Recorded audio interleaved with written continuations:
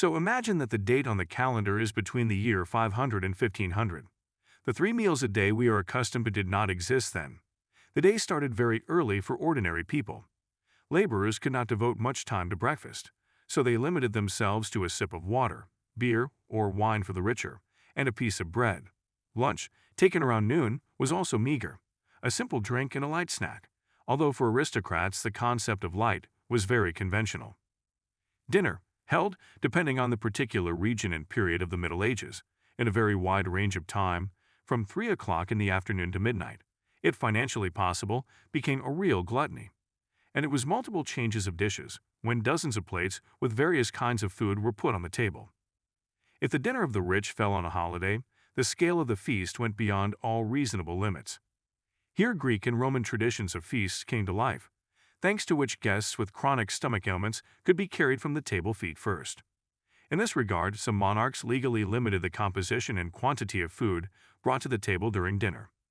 Naturally, the church had a very negative attitude toward gluttony. A hearty breakfast was considered a manifestation of carnal weakness, and a lavish dinner an immoral act. However, even a normal evening meal would be considered excessive today. People living on what was effectively a one-meal-a-day diet had to fill up for the day ahead. The church made some indulgences for the sick, the elderly, and children. They could eat more substantial meals during the day. In addition, workers engaged in hard physical labor had regular snacks. This was also considered gluttonous, but common sense told the clergy that after one bowl of stew, a man could not swing an axe all day.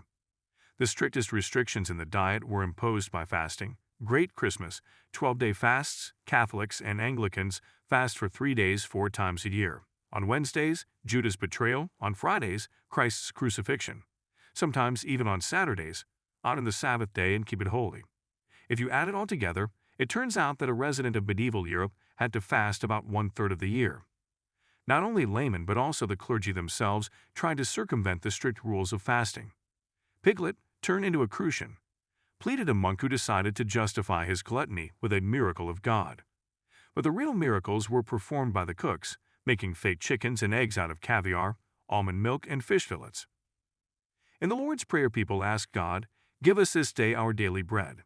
It has been said in Russia since ancient times, bread is the head of everything. Why such attention to bread? Because it was, without exaggeration, the main food product of the Middle Ages. In Europe, one person consumed about 1.5 kilograms of bread a day.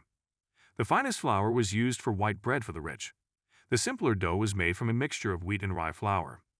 In the north, bread made of barley or oats was common. The lowest quality baked goods were made with bran, peas, beans, and even acorns. Affluent citizens used black bread as plates, trenchers. A hollow was made in the center of a large slice of stale bread and food was placed there. Bread was used to wipe cutlery, and servants used it as pads to prevent burning their hands on hot trays of food. Popular were sopas, slices of bread soaked in some liquids, milk, broth, wine. Breadcrumbs were used as thickening agents for sauces. Even holiday pies were essentially the same bread, but sweetened and spiced. Oatmeal was not associated with the aristocracy at the time, and waffles, on the contrary, had deluxe status. At the end of the 13th century, Marco Polo introduced Europe to strings of dough, pasta. They were not immediately popular, as there was often not enough quality flour even for bread. But thanks to crusaders and merchants, noodles soon ceased to be considered exotic. Medieval porridge rivaled bread in popularity, but bore little resemblance to modern porridge. It was hard enough to be cut. The composition of the porridge did not matter. It was often made with whatever was available in the house. The poor ate oatmeal. The rich ate porridge made of wheat flour, milk, and honey. This state of affairs continued until the potato was introduced in Europe, 17th–18th century. Similar was the case with chowder. Everything was thrown into the kettle, at least the recipe allowed very large changes. Soups were boiled until thick, successfully replacing the first and second course. The most common were milk, onion and herb, parsley soups. Salads were not very popular due to their low-calorie content. They were usually made of herbs, root vegetables, and flowers. If a modern-day fisherman were to go to the Middle Ages, he would want to stay there forever. Fish was plentiful. Northern herring was caught and smoked in such huge quantities that it could be bought even in the markets of Constantinople. There were sturgeons in the Thames, the nobility ate lobsters, and shellfish could well be the snack of a poor man living near the sea. With the distance from the coast, the share of seafood on the tables significantly decreased.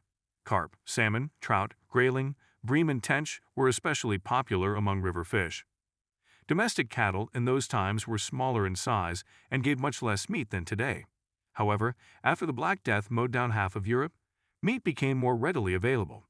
Jobs were freed up and abandoned fields were turned into pasture. The abundance of game in the forests, from hares to wild bulls, exterminated only by the 17th century, did not imply an abundance on the table. Feudal lords restricted the poor from hunting, and they themselves indulged in roast boar, not as often as one might imagine from the colorful descriptions of feasts. Flamingo tongues, camel heels, meat of a pig fattened with dried figs and drowned in honey wine, milk of morays, peacock brains, crests of live roosters, pies from which live birds flew out and dwarfs with flowers jumped out. Such dishes remained in Roman times. At medieval feasts could be served something similar, for example, swans in plumage or fried roosters dressed in miniature knight's armor and mounted on piglets. But it was not a meal, but dusting the eyes of the guests. Usually chickens, geese, and goats were served. It should be borne in mind that fried herons, bustards, thrushes, and chebbes were not considered exotic. Beef was tough and unpalatable. Cows, a valuable source of milk, were slaughtered only in old age. It was much easier to breed sheep, goats, and pigs. The latter ate whatever they could find and were not much different from wild ones in terms of size. Cattle were raised until winter, and in the fall they were sent for slaughter. The main type of meat preparation was frying. Often fried meat was cooked in broth. If you think about the level of development of dentistry at that time, you can understand what problems the cooks faced. Their curious clients simply could not chew meat. The way out of the situation was simple. They chopped meat, stuffed it with skin, and roasted this stuffed animal in front of toothless gourmets. Sometimes the mashed meat was thickened with flour, after which ducks, lambs, and other animals were molded out of it. The leading place in the menu of that time was occupied by vegetables. Cabbage, carrots, usually greenish-yellow, because the orange one we are used to saw only in the 17th century, beets, onions, garlic. Tomatoes did not exist in Europe, and when they were brought from America, they were long considered a poisonous variety of apple. It was also believed that raw vegetables caused fever, so they were usually boiled. Fruit was not well catered for in the Middle Ages. In the north, the range was limited to apples, pears, plums, and strawberries. In the south, lemons, bitter oranges, called Seville oranges, after the place where they grew, while sweet oranges appeared much later. Pomegranates and grapes were known. These, as well as imported delicacies such as figs, dates, and prunes, were available to only a few. Honey, derived from cane, in other words, sugar, was extremely expensive. Most often, it was supplied from the East in unrefined form. Large brown heads. At first, sugar was considered a medicine, then its spice, and was added to the most unexpected dishes. For example, the crayfish. Salt and pepper were much more popular condiments. The former had been extracted in Europe since ancient times. The latter was imported in such huge quantities that it was relatively affordable. For example, saffron was much more expensive. Salt was added to dishes generously, so much so that by modern standards some dishes would be considered oversalted. Other spices were also used: cloves, ginger, cinnamon, anise, nutmeg. The opinion that medieval cooks generously peppered dishes to disguise their lack of freshness is erroneous. It was cheaper to find fresh produce than to waste valuable spices. The excessive amount of the latter was intended to indicate the wealth of the host. Among all drinks, the greatest preference was given not to water, the purity of which was questionable, but to alcohol, which was more nutritious and healthy. The inhabitants of the Mediterranean actively relied on wine, which it was customary to dilute heavily with water. Cheap wine of the second or third pressing had such a lousy taste that spices were often added to it. Northerners respected beer, ale, produced without hops, less drunk and more cloudy than modern beer. Juices, including fermented juices, apple cider, and honey were also favored, especially by the Slavs. Only the sick and children drank fresh milk, and it was kept for a very short time. We do not provide recipes for medieval dishes, because it is almost impossible to recreate their flavor. Spices were packed leaky and transported so long that they changed their flavor. Beef could be used to hammer nails into, chickens could only be used as sets for the movie Pet Sematary, and pigs were skinny, cunning, and evil.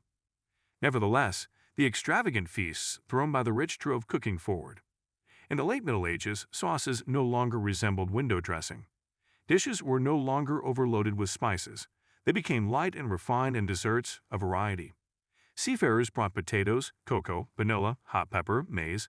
This is how modern cuisine was born, and fantasy cuisine died.